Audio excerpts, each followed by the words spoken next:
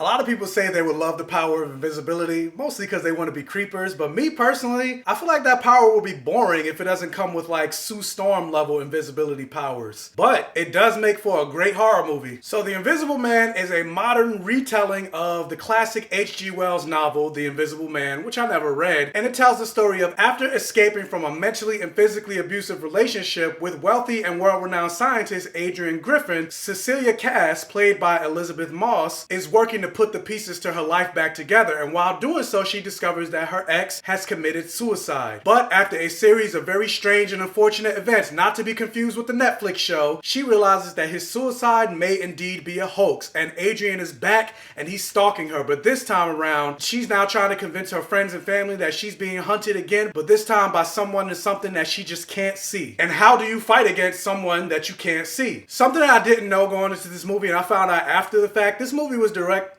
by Lee Whannell, I think that's how you say it, and this is the same guy that wrote and directed Upgrade in 2018, and that was one of my favorite movies of 2018. So getting into this movie, and I'll get into it more later, but he's definitely turning into one of my favorite writers and directors. Like, I found out he wrote the first 3 Saw movies, and those were the best 3 movies in the entire franchise. So anytime I see Lee Whannell on a project, it's a project that I'm going to be looking forward to based on these first 2 outings. And with that said, I really enjoyed this movie way more than I thought I would. I'm not sure if this is going to be part of Universal's Dark Universe thing that they were trying to get kicked off, but if this is the movie that they started with, the Dark Universe would be in a much better position than what they did with The Mummy, because The Mummy was garbage. And the thing that I really enjoyed about this movie, even before the whole invisible attack started happening, like the movie, even from the first opening 10 minutes, like it started very intense. Like the thing I like about horror and suspense movies, even horror and suspense video games like Resident Evil, is the level of intensity that leaves you squeezing your butt cheeks really hard because you don't know what's going to happen. You don't know what's going to pop around the corner. Like that level of psychological thriller are the things that I love in my horror movies. And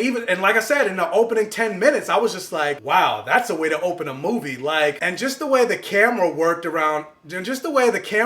this movie, and how they would do some very interesting shots where you would see Elizabeth Moss' character trying to escape Adrian, but then they would move the camera to another hallway and there would be absolutely nothing in the hallway, and you're just wondering like what's about to happen. Like, you're just feeling very intense. You're just like, oh my god, is she about to get caught? Is she not about to get caught? Is someone actually there?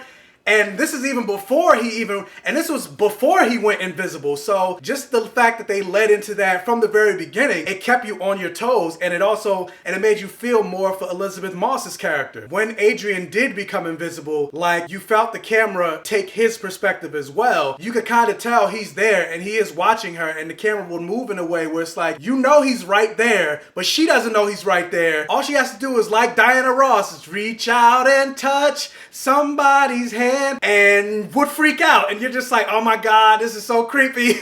And the score for this movie, like everything was just intense. Like there were even moments where there was no score running and it was just absolutely quiet, and it just made it even more creepy. Like for the most part, everything in this movie worked. And you can't talk about this movie and not talk about Elizabeth Moss' performance. Like, you felt the level of sheer terror that this woman felt and how helpless she felt around this man. Again, even before he went invisible. And you kind of felt for her, even when she was trying to get her life back together and even trying to go out in open spaces after having been secluded and isolated for so long because of the mental trauma that Adrian put her through. Like, for the most part, you don't really see Adrian, the actor, throughout most of this movie, but his presence is very strongly felt throughout this movie, and a lot of that has to do with her performance. And with that said, no movie is perfect, and when you get to the 3rd act and you see Adrian ramping up his attacks on her, like, and you see this in the trailer when he like grabbed her by the throat and lifts her up against the wall, some of that stuff looked a little fake, and I'm like, oh, they could have worked on that a little bit more, but it didn't look so bad that it took me out of the movie. And also, there was a certain moment that happened in the movie that felt, at least to me, very convenient as a way to isolate Elizabeth Moss' character even more. But